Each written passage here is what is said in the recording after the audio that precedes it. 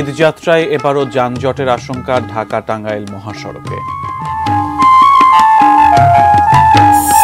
এখনো জমে ওঠেনি কোরবানির পশুর হাট। Sponsored by Walton Non-Stop Millionaire Offer, RR Kabel and Abiba Finance Limited.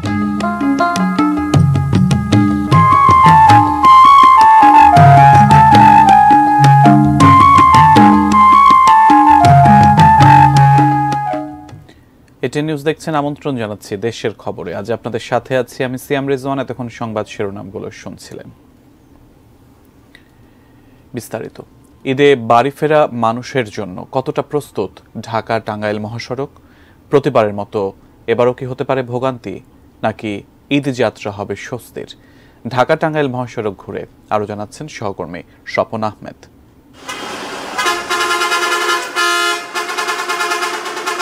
নারীর টানে ঈদে বাড়ি ফেরা মানুষের সবচেয়ে বড় দুশ্চিন্তা যানজট নিয়ে। এবারও ঢাকা টাঙ্গাইল মহাসড়কের আমিনবাজার থেকে চন্দ্রা পর্যন্ত সড়কে যানজট এবং ভোগান্তির আশঙ্কা।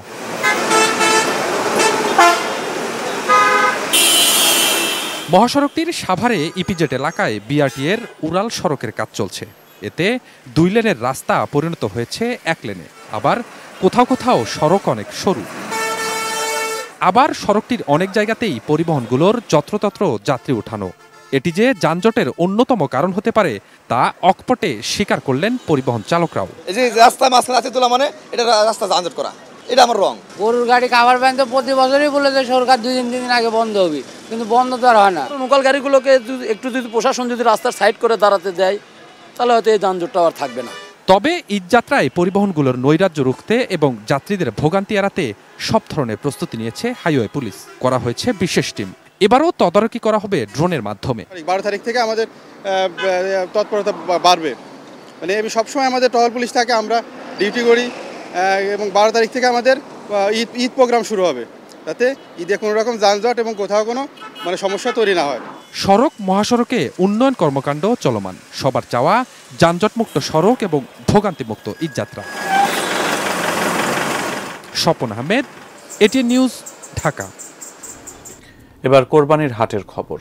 এখনো সেভাবে জমে ওঠেনি সারা দেশের কোরবানির পশুর হাটগুলো। তবে হাটগুলোতে ইতোমধ্যে আসতে শুরু করেছে গরু, ছাগল, মহিষ।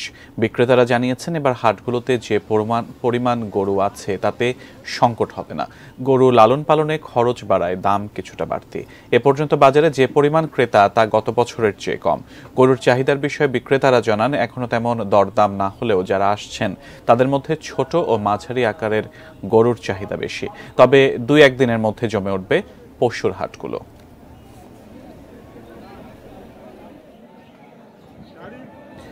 সাভারে কোরবানি হাটে গরু আসতে শুরু করেছে। নিরাপত্তার স্বার্থে সাভারে কোরবানির হাটগুলোতে বসানো হয়েছে সিসি ক্যামেরা। আইন শৃঙ্খলা বাহিনী তৎপরতার পাশাপাশি পরিদর্শন করছেন স্থানীয় সংসদ সদস্য। বিস্তারিত জানিয়েছেন সহকর্মী জাহিদ হাসান শাকিল। আপনি যেমনটি বলছিলেন, আমরা কিন্তু আজকে সকাল থেকেই সাভার আসলে বিভিন্ন হাটগুলো ঘুরে দেখছি এবং দেখছি ক্রমান্বয়ে কিন্তু জমে উঠছে। যদিও এখনো গরু সেভাবে হাটে আসছে না, বলা হচ্ছে যে 2-1 দিনের মধ্যে হাটে আসবে। আর সাভারের পৌরসভায় হাট রয়েছে এবং আশুলিয়া বিশেষ করে হাটের সংখ্যা হচ্ছে 13টি। আমরা দেখছি প্রায় প্রতিটি হাটেই কিন্তু আইন শৃঙ্খলা বাহিনী সহ স্থানীয় সাংসদ যিনি আছেন তিনি কিন্তু তদারকি করছেন, মনিটরিং করছেন, নির্দেশনা দিচ্ছেন, বিভিন্ন বিষয় আসলে তিনি অবগত করছেন। আমরা একটু কথা বলে ধারণা দেওয়ার চেষ্টা করবো। এখানে আছেন স্থানীয় সাংসদ।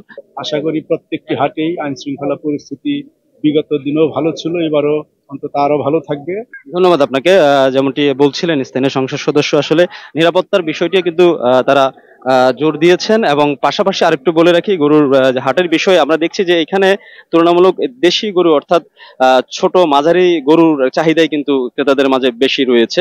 এখানে যারা পাইকার বা যারা খামারিরা আসেন তারাও বলছেন যে তারাও এই অঞ্চলে ক্রেতার চাহিদার উপর নির্ভর করেই কিন্তু সেই ধরনের গরু তারা হাটে উঠানোর তারা চেষ্টা করছেন। তো আমরা এখন সব মিলিয়ে বলতে পারি যে ঈদ যত ঘনিয়ে আসছে এই কুরবানির পশুর হাট ততই কিন্তু আস্তে আস্তে ধীরে ধীরে জমে উঠবে। এই ছিল এখানকার সর্বশেষ। বাংলাদেশ সেনাবাহিনী একটি আধুনিক ও চৌকস বাহিনী হিসেবে বিশ্ব দরবারে মাথা উঁচু করে দাঁড়িয়েছে। মন্তব্য করেছেন সেনাপ্রধান জেনারেল এস.এম. শফিউদ্দিন আহমেদ। সকাল 10:30টায় টাঙ্গাইলের ঘাটাইল শহীদ সালাউদ্দিন সেনানিবাস পরিদর্শন ও সেনাবাহিনী প্রধানের বিদায়ী দরবারে বক্তব্যে তিনি একথা বলেন। প্রধানমন্ত্রী শেখ হাসিনার প্রতিও কৃতজ্ঞতা প্রকাশ করেন তিনি।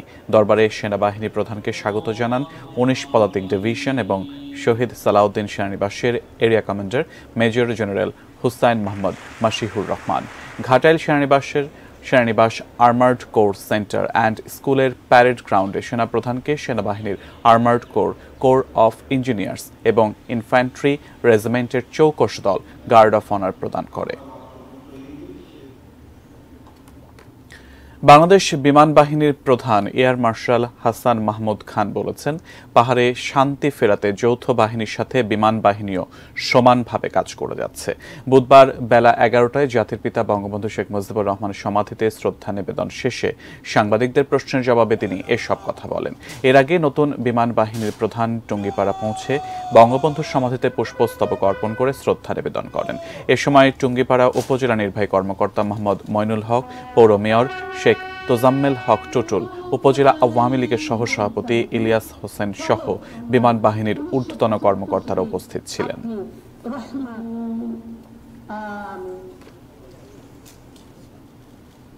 দেশের খবর দেখছেন, সময় হলো বিরতিতে যাবার, ফিরে অন্যান্য খবরের সাথে আরো যা থাকছে। কুমিল্লার বড়ুরায় স্বেচ্ছাশ্রমে তৈরি হচ্ছে 1.5 কিলোমিটার সড়ক। চট্টগ্রামে খালে পড়ে নিখোঁজ শিশুর মৃতদেহ উদ্ধার।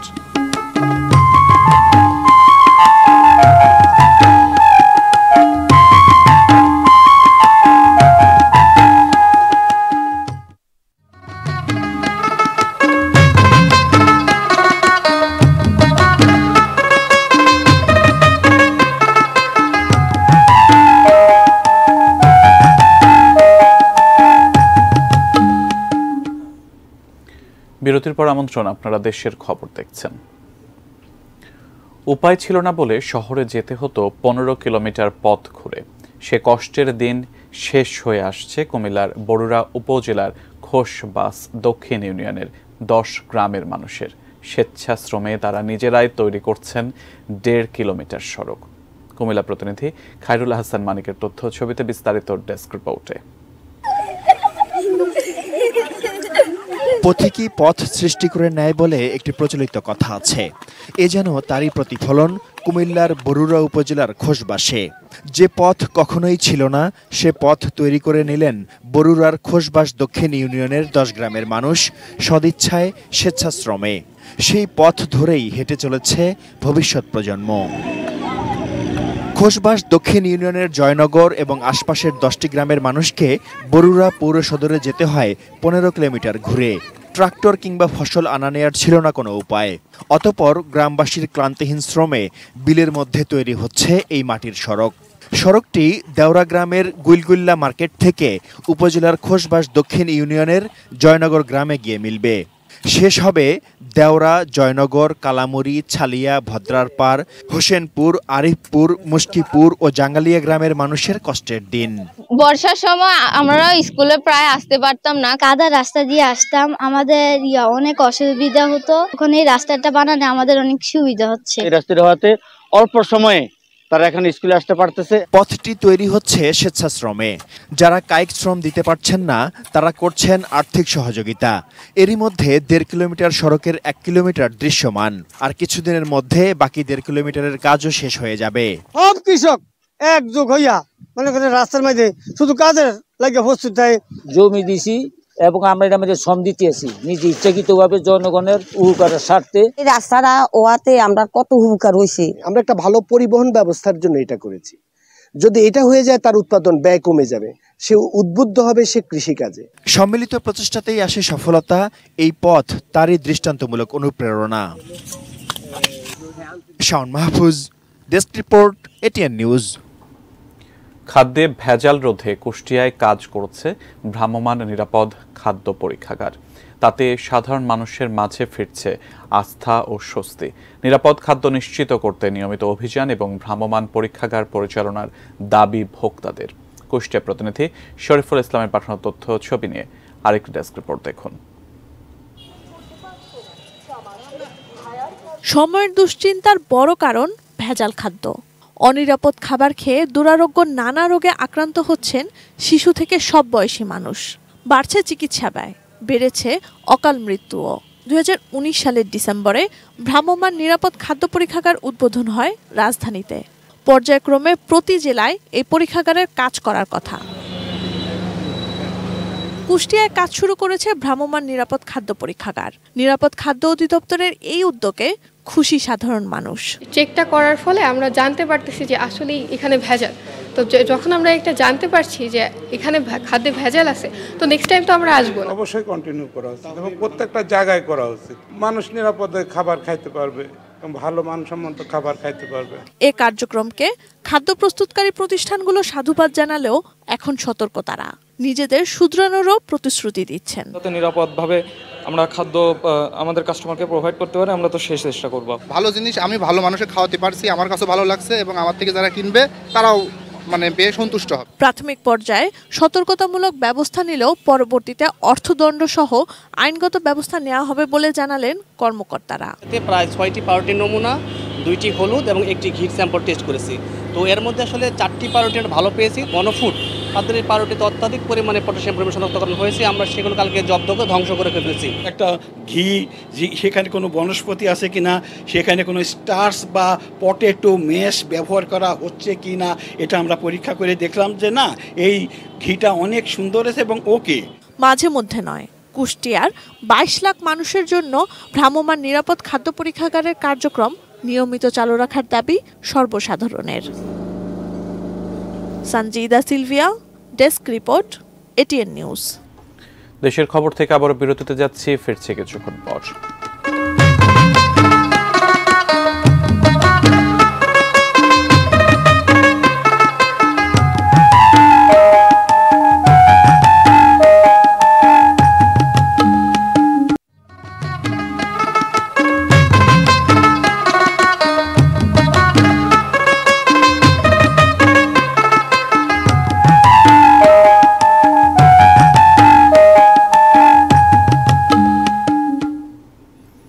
বিরতির পর আবারও আমন্ত্রণ। বান্দরবানের রুমায় যৌথ বাহিনীর অভিযানের পর সেখান থেকে কেএনএফ এর এক সদস্যের মৃতদেহ উদ্ধার করা হয়েছে। বুধবার সকালে রুমা উপজেলার দুর্গম জোরভারাং পাড়ার কাছ থেকে কেএনএফ এর ইউনিফর্ম পরা মৃতদেহটি উদ্ধার করা হয়। নিহত ওই সদস্যের নাম ভান লাল থিয়ান বম। তার বাড়ি জোরভারাং পাড়ায়। বান্দরবানের অতিরিক্ত পুলিশ সুপার মোহাম্মদ রাইহান কাজেমি জানান, যৌথ বাহিনীর সদস্যরা মৃতদেহটি পুলিশের কাছে হস্তান্তরের পর ময়নাতদন্তের জন্য মর্গে পাঠানো হয়েছে। বান্দরবানের রুমা ও থানচি উপজেলায় কেএনএফ এর ব্যাংক ডাকাতির পর সন্ত্রাসী তৎপরতা দমনে যৌথ বাহিনীর অভিযান এখনও চলমান রয়েছে। এ পর্যন্ত বান্দরবানের বিভিন্ন স্থানে অভিযান চালিয়ে 21টি মামলায় 96 জনকে গ্রেফতার করেছে। এ পর্যন্ত যৌথ বাহিনীর সাথে সংঘর্ষে নিহত হয়েছে 12 জন। চট্টগ্রামের ফিশারি ঘাট এলাকার খালে পড়ে নিখোঁজ 2 শিশুর মধ্যে একজনের মৃতদেহ উদ্ধার করা হয়েছে আজ সকালে। শিশুটির মৃতদেহ উদ্ধার করে ফায়ার সার্ভিসের ডুবুরি দল, তবে আরেকজনের খোঁজ এখনো পাওয়া যায়নি। শিশুদের নাম পরিচয় জানা যায়নি। মঙ্গলবার বিকেলে চাকতাই খালে 2 শিশু গোসল করতে নামে। প্রথমে এক শিশু তীব্র স্রোতে ভেসে গেলে অন্যজন তাকে বাঁচাতে এগিয়ে গেলে স্রোতের টানে সেও তলিয়ে যায়। মঙ্গলবার ডুবুরি দল 3 ঘন্টা উদ্ধার অভিযান চালায়। আজ সকাল থেকে আবার উদ্ধার কাজ শুরু হলে একজনের মৃতদেহ খুঁজে পাওয়া যায়।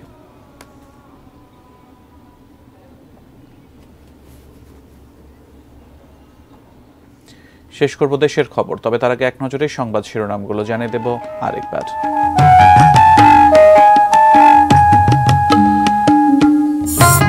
ঈদযাত্রায় এবারও যানজটের আশঙ্কা ঢাকা টাঙ্গাইল মহাসড়কে। এখনো জমে ওঠেনি কোরবানির পশুর হাট।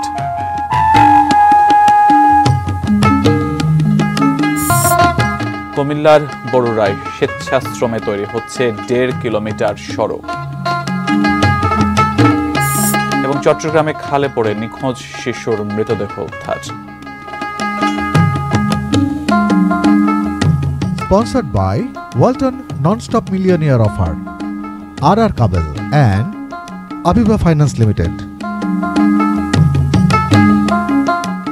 দেশের খবর ছিল এ পর্যন্তই। এটিএন নিউজের সব খবর জানতে ভিজিট করুন www.atnnewstv.com। এছাড়া চোখ রাখুন এটিএন নিউজের ইউটিউব ও ফেসবুক পেজে। এতক্ষণ সাথে থাকার জন্য ধন্যবাদ সবাইকে।